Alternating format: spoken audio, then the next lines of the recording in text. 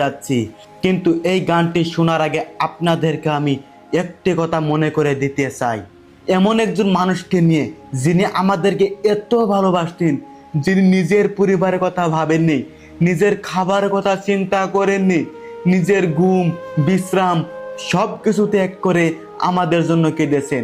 তিনি আর কেউ নন, তিনি আমাদের প্রিয় নবী হজরত মুহাম্মদ সাল্লাল্লাহু আলাইহি সাল্লাম।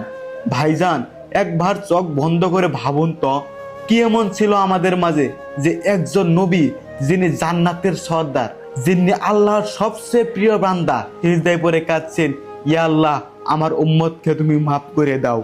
তিনি কি চিনতেন আমাদেরকে?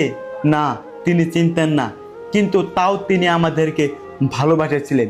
আর আজ আমরা তার নাম শুনলেও চুপ থাকি, তার আদর্শ ভুলে গেছি, তার দোয়া পেয়েও গাফেল হয়ে গেছি।